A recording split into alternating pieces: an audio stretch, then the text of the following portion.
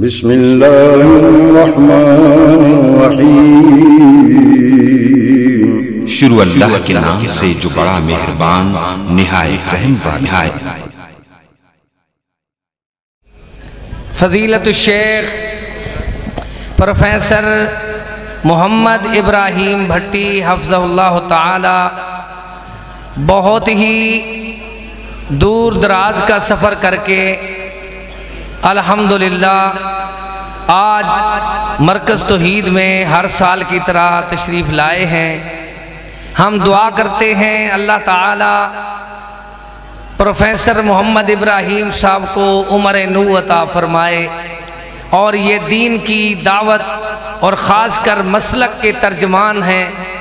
آپ کو اعزاز حاصل ہے جنہوں نے ترجمانی جماعت کی، مسلک کی، منہج کی ایسے انداز میں فرمائی ہے کہ اپنی جوانی لگا دی ہے، اور ہمارے علاقے کا مان اور ہمارے علاقے کا ناز اور فخر ہے۔ ہمیں ان پہ بہت زیادہ خوشی ہے۔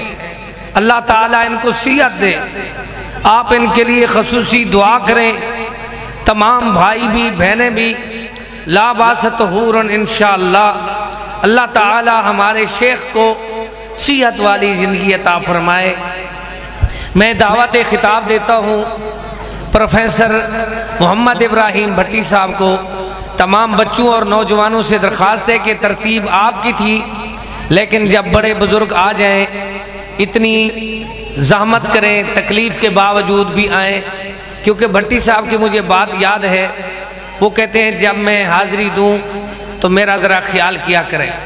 تو میں اس وجہ سے جتنی ہمارے بڑے بڑے شعر و شاعری کرنے والے دوست بھی آئے ہیں، تلاوت والے بھی آئے ہیں، خطباء بھی ہیں، آپ کو پہلے نام سب کے بتائے ہیں۔ آخری خطاب حافظ محمد یوسف بصری صاحب کا ہوگا انشاءاللہ۔ آپ سب بھائی تشریف رکھیں۔ ان الحمد للہ نحمده ونستعینه ونستغفره ونعوذ باللہ من شرور انفسنا ومن سیئات اعمالنا من يهده الله فلا مضل له ومن يضلل فلا هادي له وأشهد أن لا إله إلا الله وحده لا شريك له وأشهد أن محمدا عبده ورسوله من يطع الله ورسوله فقد رشد واهتدى ومن يعص الله ورسوله فقد ضل وغوى أما بعد فإن خير الحديث كتاب الله وخير الهدي هدي محمد صلى الله عليه وسلم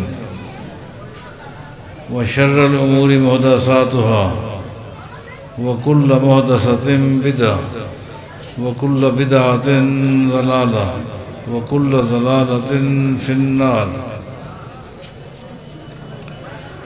أعوذ بالله من الشيطان الرجيم بسم الله الرحمن الرحيم اتبعوا ما أنزل إليكم من ربكم ولا تتبعوا من دونه أولياء قليلا ما تذكرون۔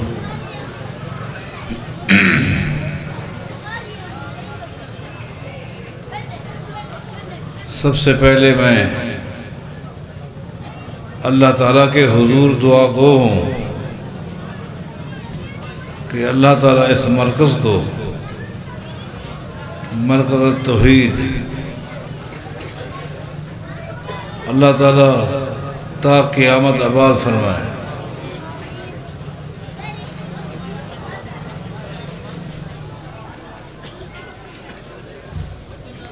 حقیقت یہ ہے کہ یہ مرکز جو ہے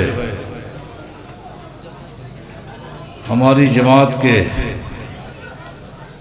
مایہ ناز عالم دین محترمہ شیخ قاری عبدالرحیم کلیم حافظہ اللہ کی دینی جہود اور مسائی کا خلاصہ ہے۔ اور ہر سال الحمدللہ یہاں سے علماء کی ایک ٹیم تیار ہو کر میدان عمل میں مصروف ہو جاتی ہے۔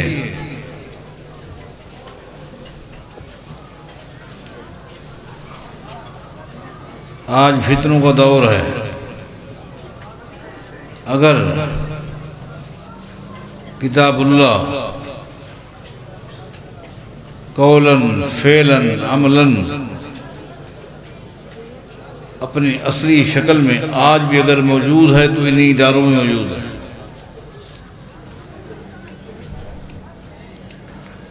ان اداروں کے ساتھ ہمدردی،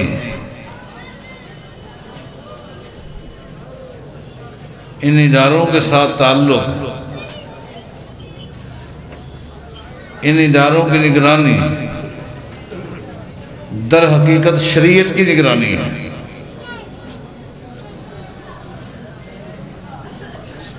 سالانہ پروگرام میں حاضری کا اللہ تعالیٰ موقع دیتا رہتا ہے، اور میں ہر سال کچھ نہ کچھ تبدیلی، اضافہ، مزید بہتری دیکھتا ہوں۔ اللہ تعالیٰ اس مرکز کو دن دگنی رات چگنی ترقی عطا فرمائے۔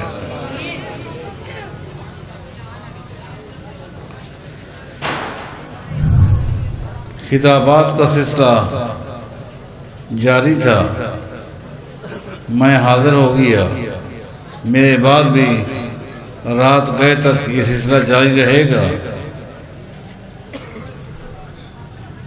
درمیان میں یہ جملہ معترضہ ہے، انتہائی اختصار کے ساتھ آپ کو ایک اثر سنا دیتا ہوں۔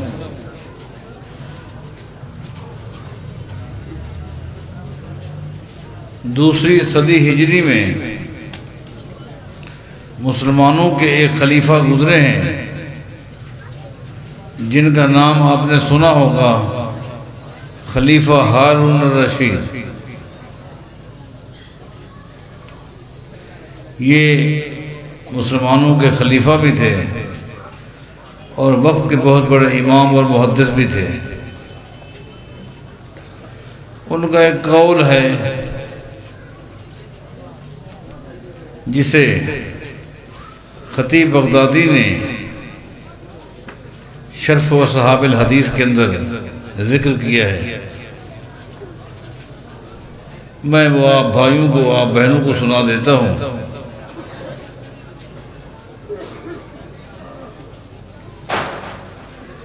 فرماتے ہیں، طلبت اربعۃ فوجدتها فی اربعۃ،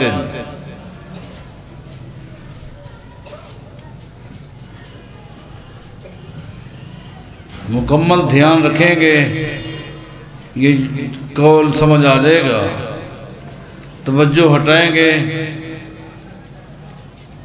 تو سمجھ کچھ بھی نہیں آئے گا۔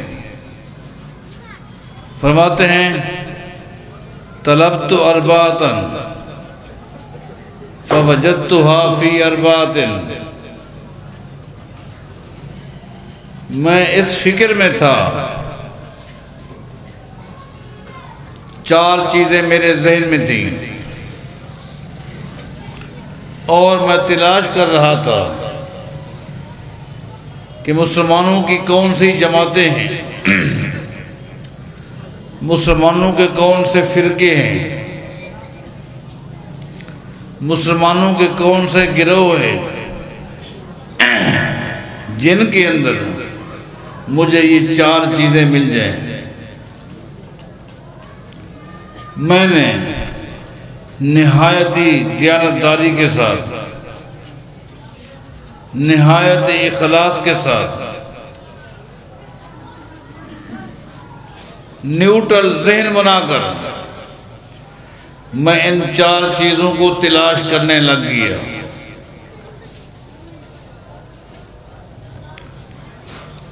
یہ چاروں چیزیں مجھے مسلمانوں کے کسی ایک گروہ میں تو نہیں ملی، البتہ مسلمانوں کے 4 مختلف گروہوں کے اندر مجھے یہ چیزیں مل گئی ہیں۔ وہ 4 چیزیں کیا تھیں اور کن میں ملی، بس یہ بتا کر اپنی بات مکمل کر دوں گا۔ فرماتے ہیں طلبت الکفر، طلبت الکفر، میں نے کہا یہ تو دیکھوں مسلمانوں کے اندر وہ کون سی جماعت ہے، مسلمانوں کا وہ کون سا گروہ ہے، مسلمانوں کا وہ کون سا دھڑا ہے جو کہتا تو اپنے آپ کو مسلمان ہے، دعویٰ ان کا اسلام کا ہے، لیکن ان کے عقائد میں بھی کفر ہے، ان کی عبادات میں بھی کفر ہے، ان کے معاملات میں بھی کفر ہے، ان کی خوشی میں بھی کفر ہے، ان کی غمی کے اندر بھی کفر ہے، ان کے سفر کے معاملات، حضر کے معاملات سوائے کفر کے کچھ نہیں، خالی اسلام کا خول چڑھایا ہوا ہے، اسلام کا لبادہ اڑا ہوا ہے، لیکن اندر سوائے کفر کے اور کچھ بھی نہیں ہے۔ طلبت الکفر، میں نے کہا کفر کو تلاش کروں۔ خلیفہ ہارون رشید آج پوری کائنات کے سامنے ان گروہوں کی حقیقت کو واضح کر رہا ہے۔ وہ کام کیا جو ایک عام آدمی نہیں کر سکتا، ایک عام آدمی کرے گا تو کہیں وہ گولی کا نشانہ بنے گا، کہیں گالی کا نشانہ بنے گا۔ خلیفہ ہارون رشید دنیا کے مسلمانوں کا مانا ہوا خلیفہ ہے۔ کس کی جرأت تھی؟ یہ 2ری صدی ہجری کی بات کر رہا ہوں۔ کس کے اندر ہمت تھی کہ وہ اس خلیفے کو گولی کا نشانہ بنائے یا گالی کا نشانہ بنائے؟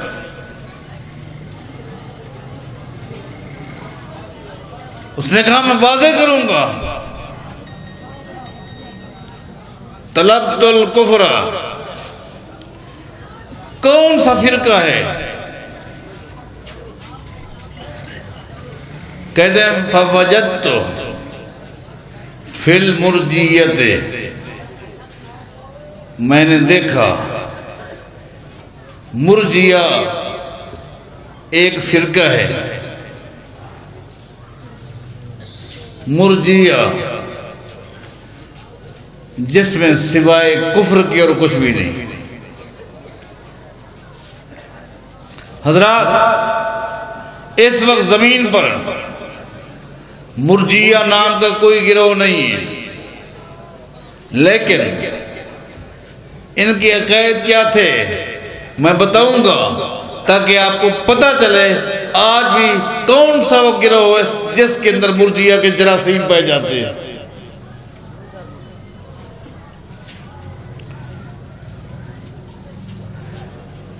مرجیہ کون ہے؟ یہ وہ بدترین گروہ ہے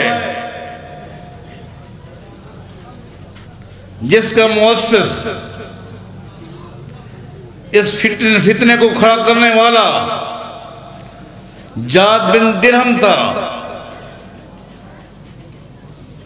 جس نے سب سے پہلے اللہ کی زمین پر سب سے پہلے جس نے اللہ تعالیٰ کی صفات کا انکار کیا۔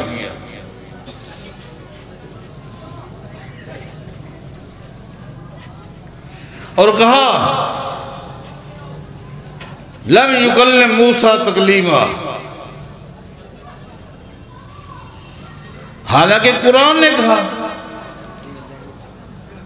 اللہ نے موسیٰ سے گفتگو کی، موسیٰ علیہ السلام سے اللہ نے کلام کی۔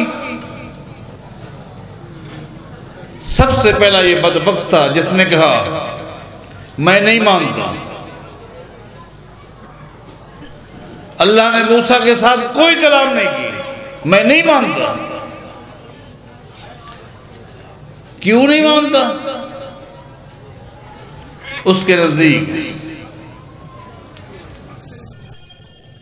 میں نہیں مانتا۔ کیوں نہیں مانتا؟ اس نے کہا گفتگو کرنے کے لیے ہونٹوں کی ضرورت ہوتی ہے، اللہ اگر کلام کرے تو پہلے اللہ کے ہونٹ ثابت کرنے پڑیں گے، گفتگو کرنے کے لیے زبان کی ضرورت ہوتی ہے، اللہ نے اگر کلام کی اس کی پہلے زبان ثابت کرو گے۔ یہ ایسا خبیث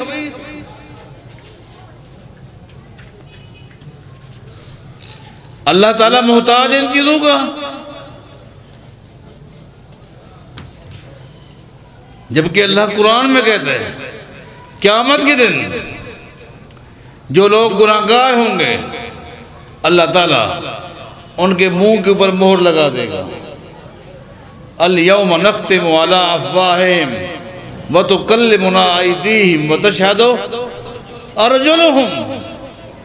قیامت کے دن جو لوگ مجرم ہوں گے ان کے منہ پر اللہ تعالیٰ مہر لگا دے گا، اللہ تعالیٰ ان کے ہاتھوں سے پوچھے گا بتاؤ تمہارے ساتھ یہ کیا کام کرتا تھا۔ ان انگلیوں کے پاس ہونٹ ہے، زبان ہے، پاؤں گواہی دے گے، پاؤں کے پاس ہونٹ ہے، زبان ہے، جبکہ تو مخلوق ہے، اللہ کے حکم سے گفتگو کر رہی ہے، اور وہ تو خالق ہے۔ ان اللہ علی کل شیء قدیر، وہ تو خالق ہے۔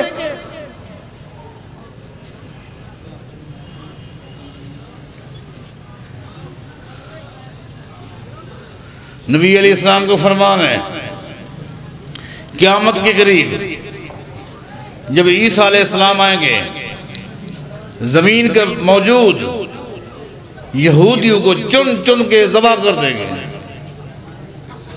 حتیٰ کہ حدیث میں آتا ہے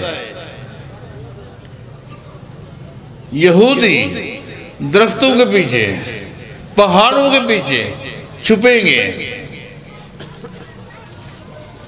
جس پہاڑ کے پیچھے یہودی چھپے گا، جس درخت کے پیچھے یہودی چھپے گا، وہ درخت وہ پہاڑ مسلمان کو آواز دے کے کہے گا یا مسلم یا عبداللہ ھذا یہودی خلفی تعال فاقتلہ۔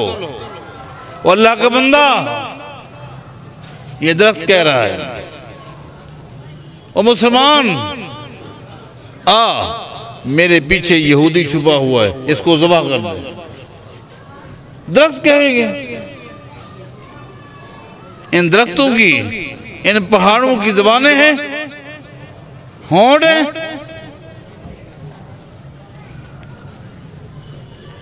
اللہ کی ذات کے بارے لوگوں کو گمراہ کرتا ہے۔ آواز جا رہی ہے؟ جی آواز جا رہی ہے، سارے سپیکر چل رہے ہیں اوپر جو مسجد کے ہیں۔ میں جیسے کو آنکھیں اونگتا بند نہیں ہوئے کہ دبائی سے بند کر دیتے ہیں یاری کو لیٹ کو بند کر یار، تھوڑا لیٹ کو اڈے کر رہی رہے یار، اے تمہیں کو دیتے بیٹھنے میں تو دیکھا ہی نہیں کو یار، اڈے کر درہ بٹی در دیکھ ہی نہیں، تو اڈے کرنا آخر منی دے یار، تھوڑا اوہ ہی نہ کر، بند نہ کر، اڈے مو کر رہے اڈے۔ چلو ٹھیک ہے یار جی، میں انتے کو چنگا لگ گئے۔ ہاں ہاں ٹھیک ہے ٹھیک ہے ٹھیک ہے، نوکری تے نخرے اندازہ لگائیں۔ نبی علیہ السلام کا فرمان ہے انی لعالم حجرن کان یسلم علی قبل ان ابعث وانی لعارفہ الآن۔ لوگو میں آج بھی مکے کے اس پتھر کو جانتا ہوں جو میرے اعلان نبوت سے پہلے مجھے سلام کیا کرتا تھا۔ اس پتھر کی زبان ہے، ہونٹ ہے، اس خبیث نے یہ فتنہ پھیلایا جس کے عقیدے میں کفر، اعمال میں کفر،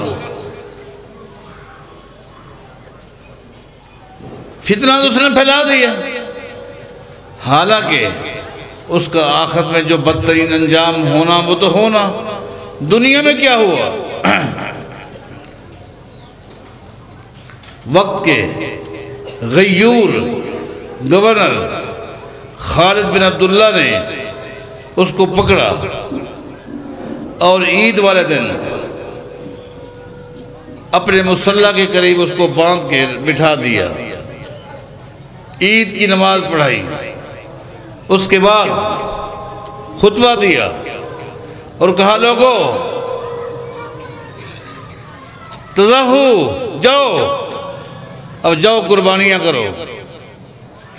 جس نے قربانی کے لیے گائے لیے جائے قربانی کرے، اونٹ ہے قربانی کرے، بکرا ہے جائے قربانی کرے۔ اور سنو آج میری قربانی کا جانور یہ جعد بن درہم ہے جو اللہ تعالیٰ کی صفات کو نہیں مانتا، قرآن کا منکر ہے، آج میں اس کو ذبح کروں گا۔ اور فوراً اسی عیدگاہ کے اندر اس کو ذبح کر دیا۔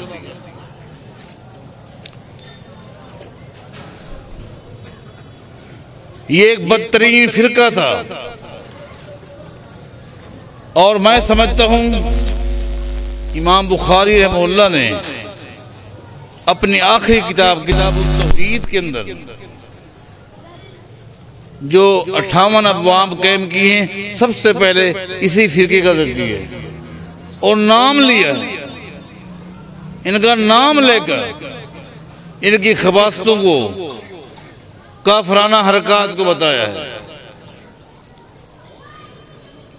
نمبر 2، خلیفہ ہارون رشید کہتے ہیں وَطَلَبْتُ الْكَلَامَ وَطَلَبْتُ الْكَلَامَ، میں نے کہا دیکھوں مسلمانوں کے اندر وہ کون سا گروہ ہے جو قرآن و حدیث کو مانتے تو ہیں لیکن قرآن و حدیث کے مقابلے میں اگر ان کی عقل کا فیصلہ آ جائے تو عقل کو وہ حاکم تسلیم کرتے ہیں،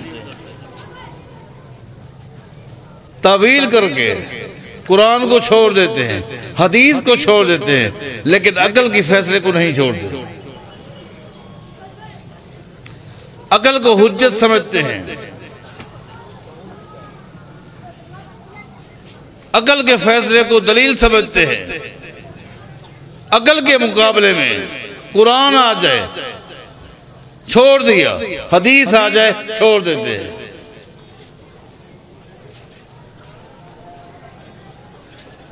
حالانکہ دین عقل کا نام نہیں ہے، دین رائے کا نام نہیں ہے، دین اللہ کی وحی کا نام ہے، اور اللہ کی وحی میں جو چیز آ گئی وہ دین ہے۔ اللہ کی وحی سے جو چیز بھی ٹکرائے، یا چاہے وہ فیصلہ عقل کا ہو، کسی محدث کے قول ہو، کسی امام کا فتویٰ ہو، اس کو تو رد کیا جائے گا، لیکن اس کے مقابلے میں قرآن یا حدیث کو رد نہیں کیا جائے گا۔ وجدت الکلام، خلیفہ ہارون رشید کہتے ہیں میں نے کہا دیکھوں تو صحیح کون سا وہ گروہ ہے جو قرآن و حدیث سے محبت کرتے ہیں، سینے کے ساتھ لگاتے ہیں، لیکن عمل کے لیے رائے اور قیاس کو۔ فوجدت المعتزلہ، میں نے دیکھا اس وقت یہ فرقہ تھا کہ معتزلہ ایک ایسا گروہ ہے جو عقل کو حاکم تسلیم کرتا ہے، عقل کو حاکم تسلیم کرتا ہے، دین کو عقل پہ تولتا ہے، عقل پہ پیش کرتا ہے، حالانکہ عقل کو دین کے آگے پیش کرنا تھا، لیکن وہ قرآن و حدیث کو عقل کے آگے پیش کرتا ہے، عقل سے اپروول لیتا ہے۔ عقل مانے تو ٹھیک ہے، عقل نہیں مانتی تو چھوڑ دیتا ہے۔ یہ معتزلہ ایک بدترین گروہ تھا۔ آج معتزلہ نام کا کوئی گروہ نہیں ہے، لیکن آپ غور کریں معتزلہ والے جراثیم کن میں پہ جاتے ہیں؟ کون ہیں جو قرآن و حدیث کی خاطر ہر چیز کو چھوڑ دیتے ہیں؟ اور وہ کون ہیں جو قرآن و حدیث کو عقل کی خاطر چھوڑ دیتے ہیں؟ آپ تلاش کریں۔ اور میں سمجھتا ہوں آج ہمارے جس شیخ نے صحیح بخاری کی آخری حدیث میں دس دیا ہوگا، اس میں اسی فتنے کا رد ہے، انہوں نے تفصیل کے ساتھ بیان کیا ہوگا۔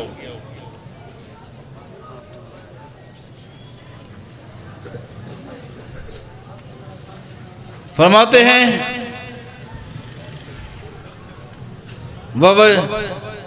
وَطَلَبْتُ الْكِذْبَ، اب چلے وَطَلَبْتُ الْكِذْبَ، مسلمانوں میں وہ کون سا گروہ ہے جو سب سے زیادہ جھوٹ بولتے ہیں؟ عقیدے میں جھوٹ، عمل میں جھوٹ، معاملات میں جھوٹ، لین دین میں جھوٹ، خوشی غمی میں جھوٹ، سوائے جھوٹ کے اور کچھ بھی نہیں۔ یہ بات کس کی کر رہا ہوں؟ خلیفہ ہارون رشید کی۔ 118 ہجری میں یہ شخص پیدا ہوا ہے، دوسری صدی کا یہ خلیفہ ہے۔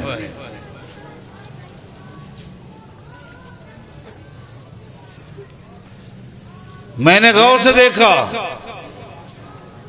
کون ہیں جو جھوٹ ہی بولتے ہیں؟ فوجدت الرافضہ، میں نے دیکھا روافض ایک ایسا گروہ ہے، رافضی ایک ایسا گروہ ہے جو ہر معاملے میں جھوٹ بولتا ہے۔ آج اس نام کا فرقہ بھی موجود ہے اور یہ جراثیم بھی آج تک موجود ہے۔ آخری نقطہ جس میں تھوڑا سمے وقت لوں گا انشاءاللہ، وَطَلَبْتُ الْحَقَّ، وَطَلَبْتُ الْحَقَّ، خلیفہ ہارون رشید کہتا ہے مکمل اخلاص کے ساتھ، نیوٹرل ہو کر اس نتیجے پر پہنچنے کی کوشش کی کہ مسلمانوں کی وہ کون سی جماعت ہے جس کا عقیدہ حق پر مبنی، جس کا عمل حق پر مبنی، جس کے معاملات حق پر مبنی، جن کے پاس سوائے حق کے اور کچھ ہے ہی نہیں۔ اور میں یہاں بتا دوں کہ حق کیا ہے۔ قُلِ الْحَقُّ مِن رَبِّكُمْ فَمَنْ شَاءَ فَلْيُؤْمِنْ وَمَنْ شَاءَ فَلْيَكْفُرْ۔ حق صرف وہ ہے جو رب کی طرف سے ہے۔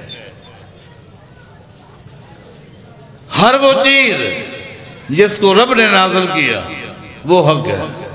فَمَاذَا بَعْدَ الْحَقِّ إِلَّا الضَّلَالُ، اس حق کے مقابلے میں، اللہ کی وحی کے مقابلے میں جو کچھ بھی ہے وہ باطل ہے، گمراہی ہے۔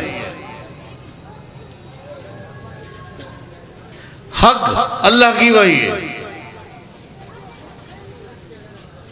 اسی کو سمجھنے کا، اسی پر عمل کرنے کا حکم دیا گیا ہے۔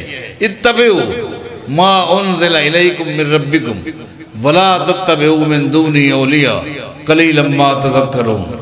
اتباع کرو، کس کی؟ اللہ کی وحی کی۔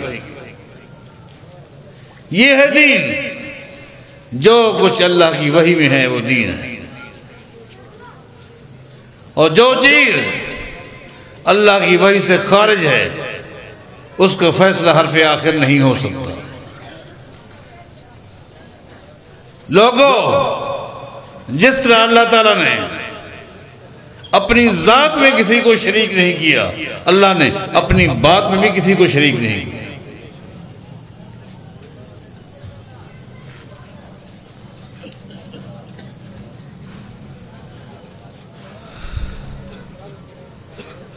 اللہ لہ الخلق والامر، اللہ فرماتا ہے اللہ لہ الخلق والامر، پوری کائنات کا خالق وہ ہے۔ کسی مخلوق کی پیدائش میں اس نے کسی کو ساتھ نہیں ملایا، نہ کسی فرشتے کو نہ کسی جن کو۔ اسی طرح اپنی مخلوق کے لیے جو اللہ نے قانون بنایا ہے اس قانون میں بھی اللہ نے کسی کو شریک نہیں کیا۔ میرے بھائیوں، میرے دوستوں، میری بہنوں، یہ ہمارا جو جسم ہے اس کو ہم دو حصوں میں تقسیم کریں گے۔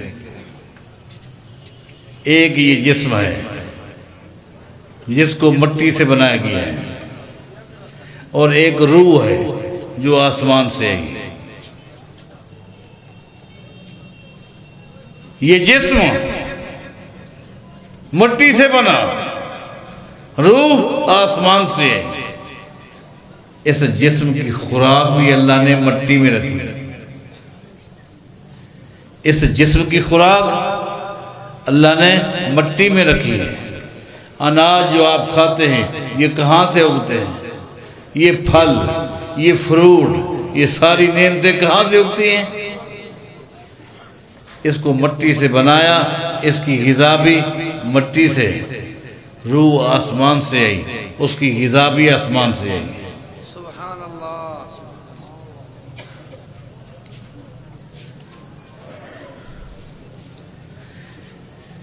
جسم کی خوراک زمین میں، آسمان میں ڈھونڈو گے مر جاؤ گے۔ روح کی غذا آسمان سے آئی، زمین سے ڈھونڈو گے پھر بھی گمراہ ہو جاؤ گے۔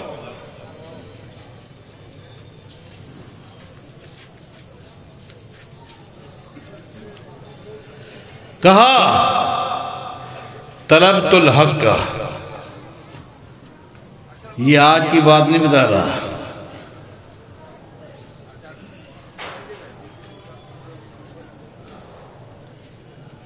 یہاں بہت ساری باتیں ہوں گی انشاءاللہ۔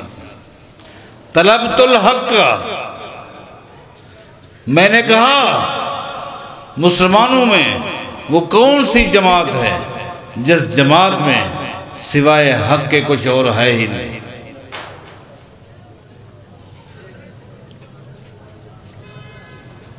فوجدت عند اصحاب الحدیث، میں اس نتیجے پر پہنچا اللہ کی زمین پر صرف ایک جماعت ہے، وہ جماعت اہل حدیث ہے جن کے پاس سوائے حق کے اور کچھ ہے ہی نہیں۔ ماشاءاللہ۔ بتاؤ بتاؤ،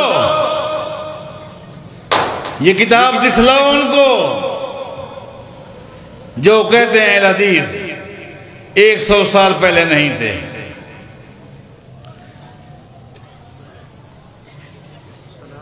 پہلے کہاں تھے اہل حدیث؟ یہ میں نے آپ کو دوسری صدی کی بات بتائی ہے۔ اب کون سی صدی ہے؟ 15ویں صدی ہے۔ 15ویں صدی میں ہم داخل ہو چکے ہیں۔ 1445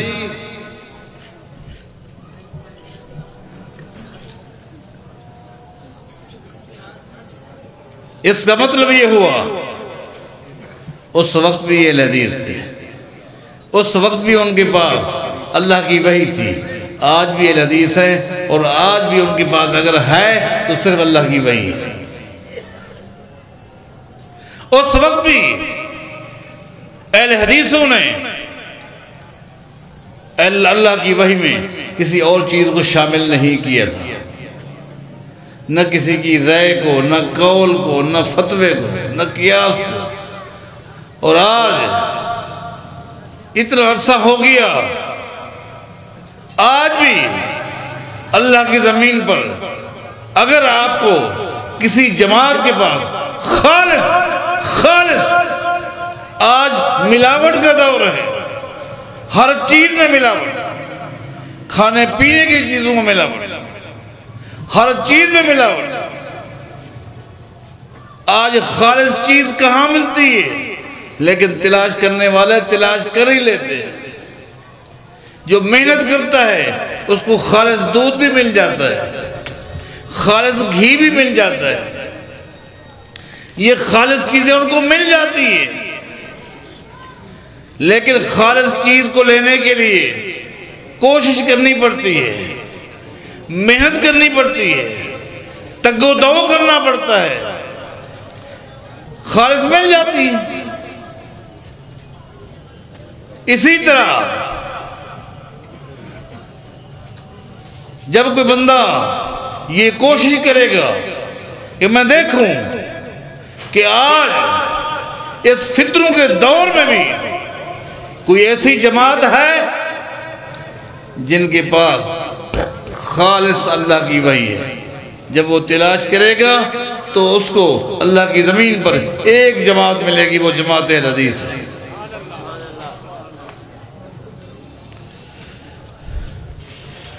جو عقیدہ لیتے ہیں کتاب اللہ سے، نماز لیتے ہیں کتاب اللہ سے، حج لیتے ہیں، روزہ لیتے ہیں، زکوٰۃ لیتے ہیں، عبادات لیتے ہیں اللہ کی وحی سے، عمل بھی اللہ کی وحی سے لیتے ہیں، طریقہ بھی اللہ کی وحی سے لیتے ہیں، اللہ کی وحی کو ہی دین سمجھتے ہیں۔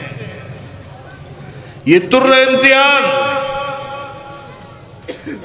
مساجد اہل حدیث کو حاصل ہے کہ جن کے ممبروں پہ کھڑے ہو کر علماء دین بتاتے ہیں، حوالہ یا قرآن کا یا حدیث کا۔ یہ تر امتیاز مدارس اہل حدیث کو حاصل ہے، جہاں آنے والا بچہ پہلے دن سے لے کر دستار بندی تک اگر پڑھتا ہے یا قرآن یا حدیث، باقی جو تعلیم دی جاتی ہے وہ بطور فنون کے ہے، بطور فنون کے ہے۔ عقیدہ عمل قرآن و حدیث سے۔ آج تحقیقی دور ہے، آج نیٹ کا دور ہے، بڑی آسانی کے ساتھ آپ اپنے عقیدے اور عمل کی اصلاح کر سکتے ہیں۔ میرے بھائیوں، میری بہنوں، یہ بات بھی ذہن نشین رکھیں، ہم دنیا میں پہلی مرتبہ آئے ہیں اور یہی آخری مرتبہ ہے۔ ایسا نہیں ہے ہمارا کوئی دوسرا جنم نہیں ہونا یہاں۔ چلو اب اس جنم میں باپ دادا کے دین کے مطابق چلتے رہے، جب دوبارہ آئیں گے تو دیکھیں گے باپ دادا کا معاملہ صحیح تھا یا کوئی اور چیز صحیح تھی؟ نہیں۔ اس کے بعد قیامت ہے، اس کے بعد احتساب ہے، اس کے بعد آڈٹ ہے، اس کی فکر کرو۔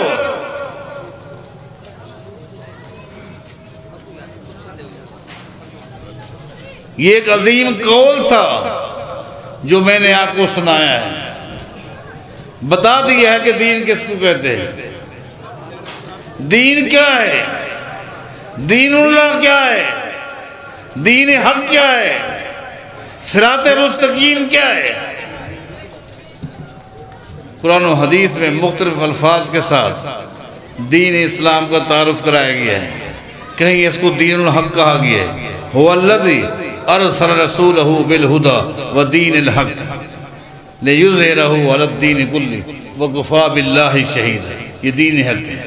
کہیں اس کو دین اللہ کہا گیا ہے، اذا جاء نصر اللہ والفتح ورأیت الناس یدخلون فی دین اللہ افواجا، یہ دین اللہ ہے۔ یہ صراط مستقیم ہے، یہ العروۃ الوثقی ہے کیا؟ اللہ کی وحی ہے، اللہ کی وحی ہے، اور اللہ کی وحی میں یہ قرآن ہے، یہ حدیث ہے۔ قرآن کریم دین اسلام کی تھیوری ہے، نظری علم ہے، اس کا پریکٹیکل نبی علیہ السلام کی مبارک سیرت ہے۔ آخری جملہ سن لیجئے، صرف ایک تفسیر ہے قرآن کریم کی، قرآن کریم کی بڑی تفسیریں ہیں، لیکن قرآن کریم کی صرف ایک تفسیر ہے جو ہر طرح کی غلطی سے مبرہ اور پاک ہے۔ وہ کیا ہے؟ نبی علیہ السلام کی احادیث مبارکہ ہے۔ ماشاءاللہ ماشاءاللہ، یہ ہے طریقہ کار۔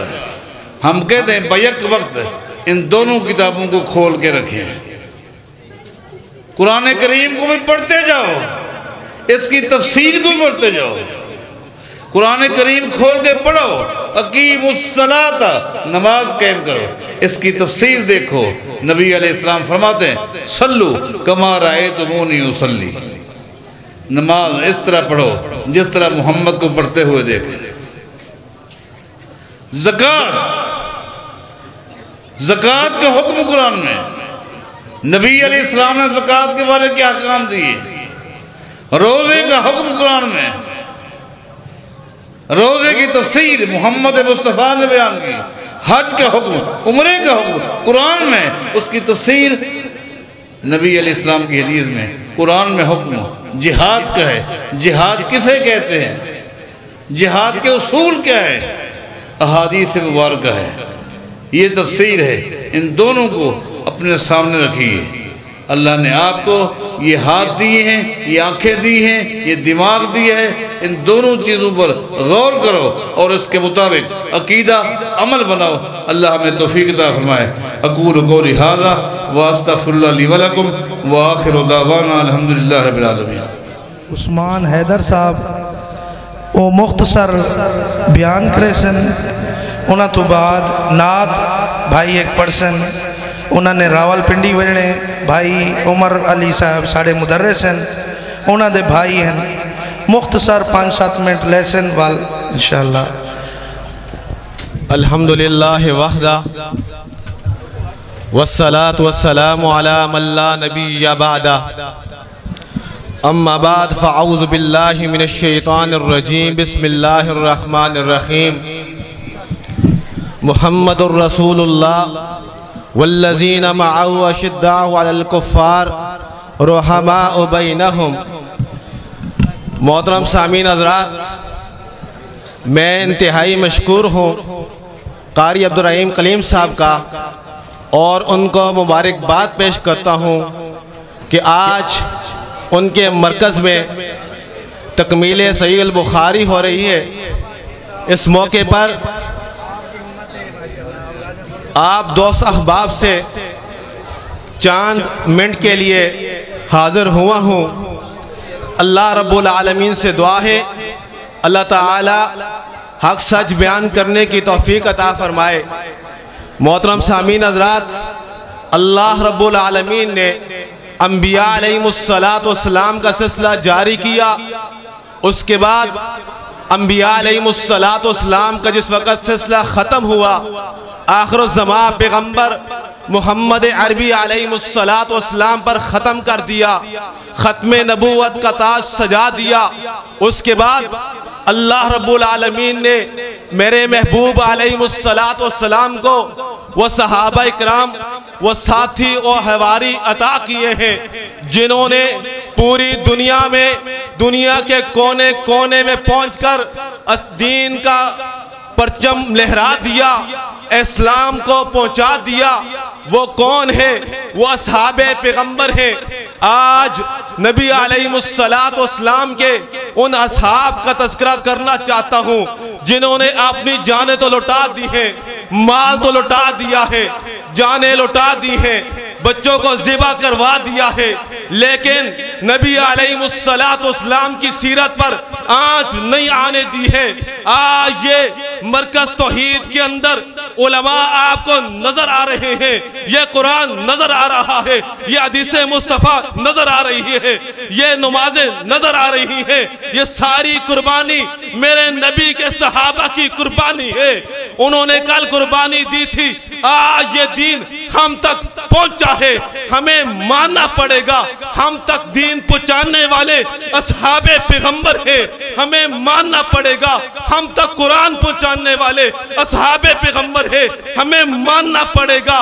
ہم تک نماز پہنچانے والے اصحاب پیغمبر ہیں، ہمیں ماننا پڑے گا۔ ہم تک روزہ پہنچانے والے اصحاب پیغمبر ہیں، ہمیں ماننا پڑے گا۔ ہم تک زکوٰۃ کے مسائل پہنچانے والے اصحاب پیغمبر ہے۔ آج میری آپ کو یہی دعوت ہے، اٹھو نکلو، پوری دنیا میں پھیل جاؤ۔ اصحاب پیغمبر کا دفاع کرتے کرتے موت آتی ہے، آ جائے، جان جاتی ہے، چلی جائے، بچے ذبح ہوتے ہیں، کروا دو جو کچھ ہوتا ہے، کروا دو، لیکن اصحاب پیغمبر پر آنچ نہیں آنے دیں گے۔ فنا فی اللہ کی تہ میں بقا کا راز مضمر ہے، جسے مرنا نہیں آتا اسے جینا نہیں آتا۔ وما علیہ